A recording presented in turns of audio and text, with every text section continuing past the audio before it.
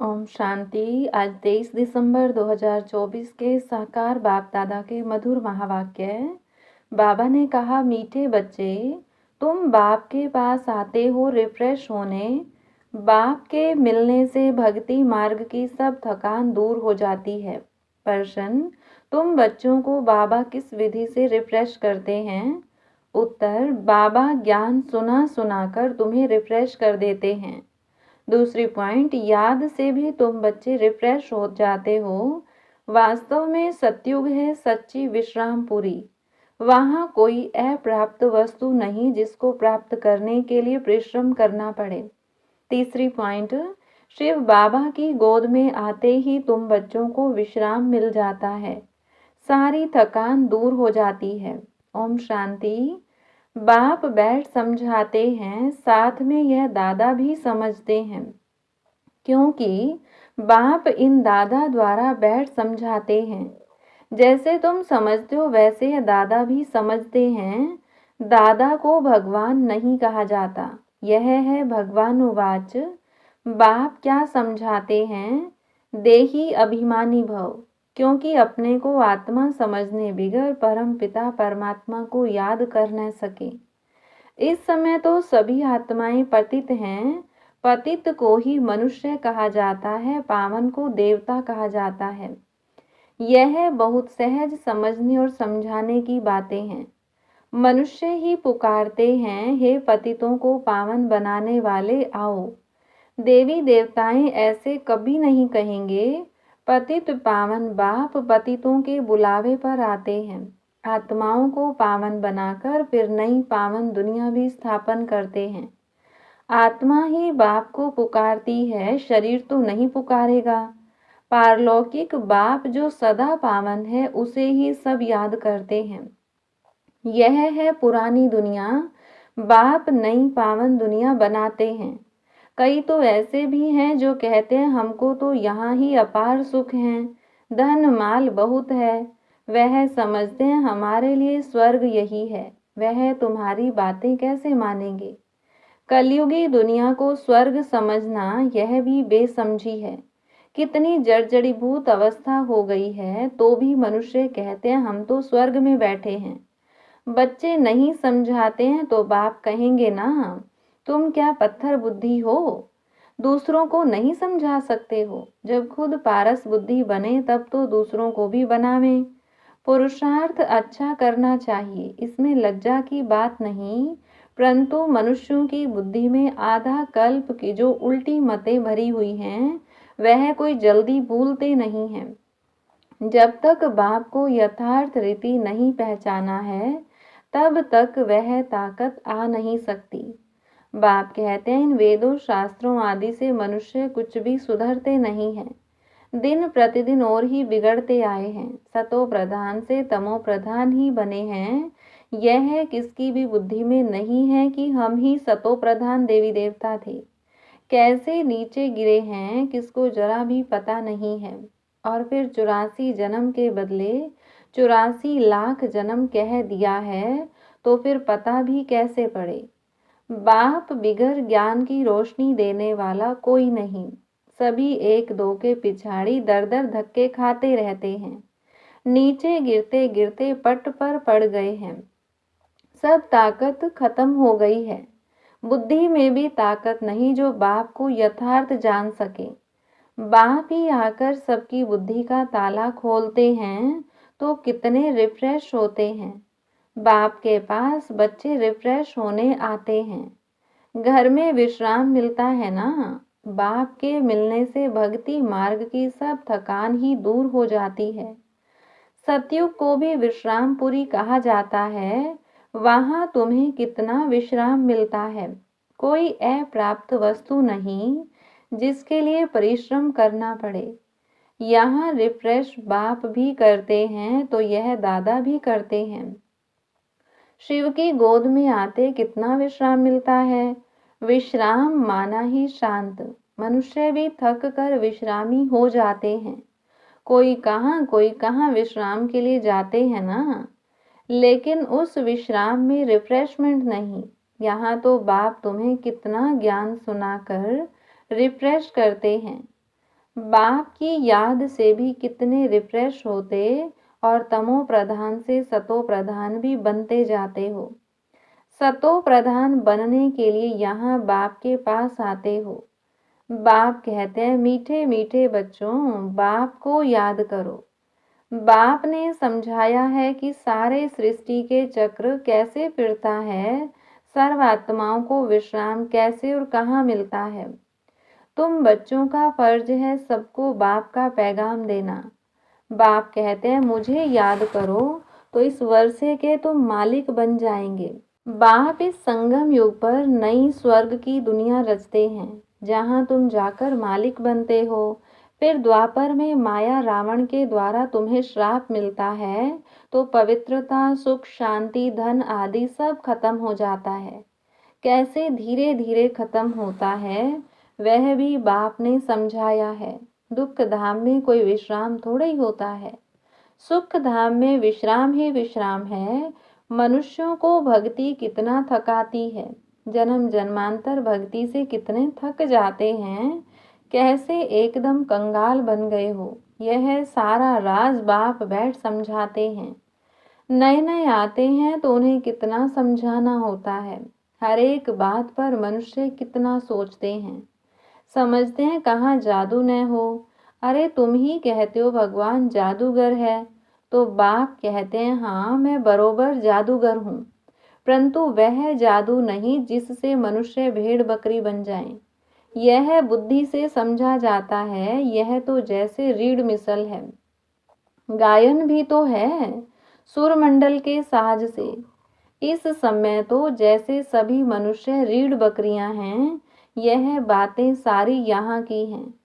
इस समय का ही गायन है, कल्प के पिछाड़ी को भी मनुष्य समझ नहीं सकते। चंडिका का कितना बड़ा मेला लगता है, वह कौन थी? कहते हैं वह एक देवी थी, ऐसा नाम तो वहाँ कोई होता ही नहीं। सतयुग में कितने अच्छे सुंदर नाम होते हैं।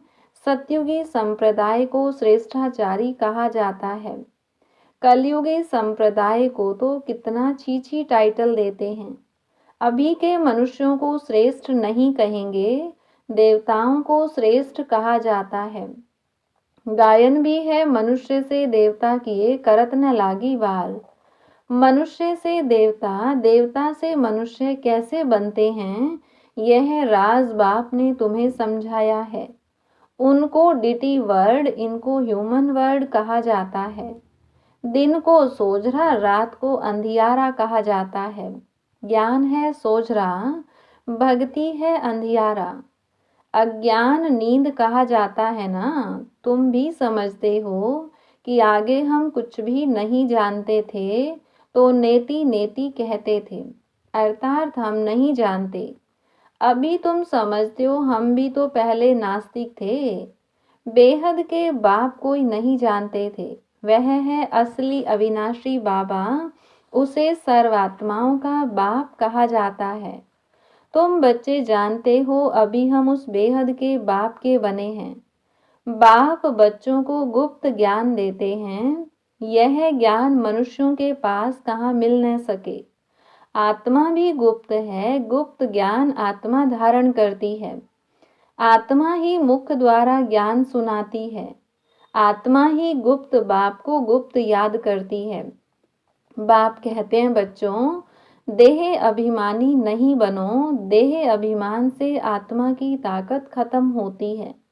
आत्म अभिमानी बनने से आत्मा में ताकत जमा होती है। बाप कहते हैं ड्रामा के राज को अच्छी रीति समझकर चलना है। इस अविनाशी ड्रामा के राज को जो ठीक रीति जानते हैं, वह सदा हर्षित रहते हैं। इस समय मनुष्य ऊपर जाने की कितनी कोशिश करते हैं, समझते हैं ऊपर में दुनिया है। शास्त्रों में सुन रखा है ऊपर में दुनिया है, तो वहां जाकर देखें। वहां दुनिया बसाने की कोशिश करते हैं। दुनिया तो बहुत बसाई है ना। भारत में सिर्फ एक ही आदि सनातन देवी देवता धर्म था, और कोई खंड आदि नहीं था। फिर कितना बसाया है। तुम विचार करो, भारत के कितने थोड़े टुकड़े में देवताएं होते हैं। जमुना के किनारे पर ही परिस्थान था।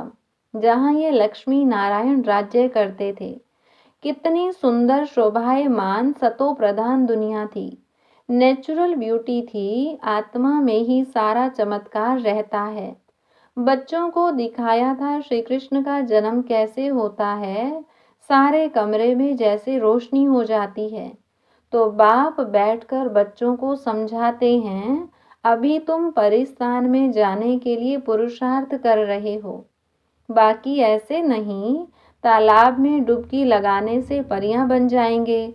यह सभी झूठे नाम रख दिए हैं। लाखों वर्ष कह देने से बिल्कुल ही सब कुछ भूल गए हैं। अभी तुम अभूल बन रहे हो। नंबरवार पुरुषार्थ अनुसार विचार किया जाता है, इतनी छोटी सी आत्मा कितना बड़ा पार्ट शरीर से बजाती है।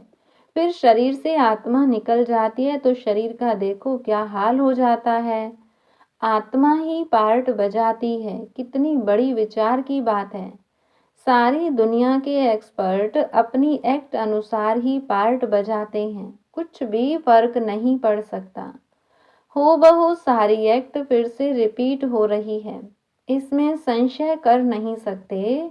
हर एक की बुद्धि में फर्क पड़ सकता है, क्योंकि आत्मा तो मन बुद्धि सहित है ना। बच्चों को मालूम है कि हमको स्कॉलरशिप लेनी है तो दिल अंदर खुशी होती है।